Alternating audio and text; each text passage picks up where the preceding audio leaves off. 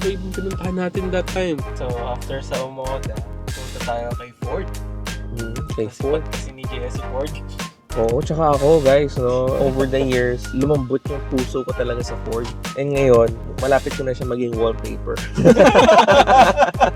Ang ganda ng bagong lineup guys, the Bronco, nakita namin yung Bronco doon. Yung Ford Raptor V6 na available na daw this December. For pre-selling. I mean, pwede na ata mag-pre-sell Pwede, ngayon. kumbaga you can Reserve one now. Pero, paunahan na lang guys. Start na natin review. Start natin si Jan. Okay. Yan. Performance. Mainit to eh. Mainit Siya yung na una Raptor to-mess to. drive doon sa ano eh. Sa V6 eh. In terms of performance, 6. 6? From 5 lang tayo, di ba? Naging 6. Hindi ako papayag. 6. Bentang-benta sa akin yung performance niya.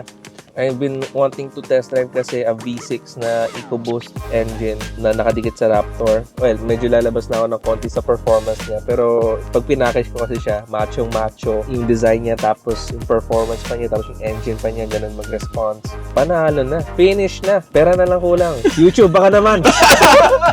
Magkano nga pala to? 2.7? 2.7. I think for a V6 engine. Pwede, no? Pwede talaga. Ako ano, Ikaw muna. kasi na-test drive ko rin eh. Oo, na-test drive din ni Jayo eh.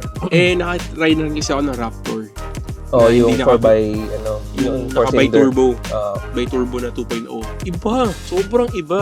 Hindi mo kailangan hindi ko alam kung napakagawa ba yung throttle, yung cylinder na yung throttle eh. Best, Bigla. best mid-size truck. Ang ganda talaga. Kung performance lang, consider nyo yun guys. Tapos kung ako siguro lalagyan ko siguro ng lift. Ay, sorry. Upgrade ka agad. Oo. 2 inches kagad. 2 inches. Lift 2 inches Kahit kagad. lagyan mo siguro ng mga steel bumper, lahat steel. Pogi Wala, na. hindi ka mabibitin kasi usually yun yung common problem dude. Pag nagpalit ka ng mga steel bumpers, bigat. So basically, may na-compromise yung performance. Wala, V6 yun. Doon wala kang isipin. Wala na akong masabi. Oo, wala na masabi. 6. Bilhin nyo na. Bilhin nyo na. Bigyan niyo kami ng pera, bibili namin.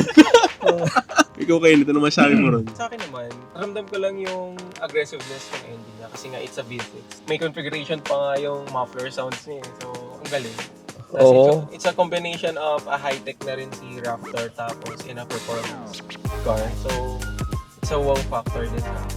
So, in terms of, okay, for the second naman is yung comfortability natin. Siguro mauna na lang din ako dyan. Tuntua ako sa... Guys, hindi naman halata. Tuntua ako sa sasakyan Bili na na to yun. Kasi merong driving force doon, di ba? Tapos merong mga humps. Yung humps na, yung binabolt on na humps, Oh, di ba? Ang dami nun. Inararo ko yung Ford Raptor doon. Pagkakalala ko mga nasa 40-50 kilometers per hour yun. Sipin mo, araruhin mo yung humps na ganun, 40-50 kilometers per hour. Of course, hindi naman siya bulletproof na mararamdaman mo pang dumadaan ka doon.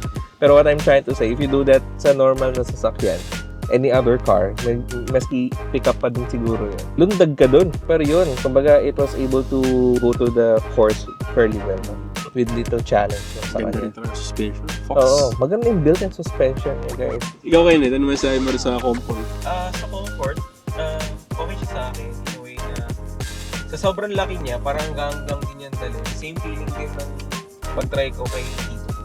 Tapos, hindi yun, as a off-road, given na hindi talaga siya bumpy, comfortable sa likod na parang ka din hinaheavy. Tapos yun, yung trinay kasi ni Jen yung pag-araro dun sa mga humps na yun. Nandun ako sa likod. Hindi naman ako natagtag. In fairness. So, Medyo kinabahan nga ako dun eh. Kasi sabi ko, pag... sa 5. Oo, kasi nung inararo... Siyempre, kita mo medyo, medyo mataba yung humps eh. Tapos ang dami pa nun. Mga 20 ata yun, di ba? Araruhin mo 50 kilometers per hour. Ako siguro, for the comfort ng Raptor V6. Kasi, isa yun sa parang trademark ni Ford, yung comfort. And siguro i-rate ko siya as 5. Then, when it comes to buying Ford cars, yun talaga yung top priority nila. Comfort. Lalo ngayon, dahil nga, ang ganda ng competition ng market. Ngayon, well-balanced din mga kotse. Isipin mo, di ba? Comfort, tapos naka V6 engine. Sarap. What, ano ba next natin doon? Lahat naman siguro tayo rito, 5. 6 ba? 6 Huwag na tayo mag-review. Then, sorry guys, Bias na kayo. Baka lumalabas bias eh. Pero, Pero, ganda talaga. I think, And parang most of the car community would agree, no? Ang ganda naman talaga ng design. Parang it's no doubt na yung mga tao would lean towards investing sa mga Ford Raptors. Ang daming Ford Raptors dito sa Pilipinas, Well, guys. tigil ko yung Oh. insight. Yan talaga yung most modified car na pick-up. Oo. Ford Sobra. Raptor. If you have money to invest. Panalo. Actually, Toys for the big boys. Yan, di ba? Kung isipin nyo, bakit naman sila naglabas ng kotse? Engine lang pinalitan. Yung design kasi niya, napaka-timeless. Well, kahit naman anong kotse na na-release din nila. Kahit yung mga old versions ng Everest, ibang yung mga, Yung Gento, maganda pa rin. di ba? Parang ang timeless na kahit may mga lumabas ng facelifted or mga new generation ngayon ng mga kotse, palag pa rin eh. Oo. Lalo dun, sa Raptor. Di ba? Oo. Yung pinaka-favorite feature ko, yung pinaka-favorite angle ko talaga niya is yung front profile. Oo. Galit na galit talaga. Ang ganda ng Matrix LED headlights niya, yung C, yung pa-C. Mhm.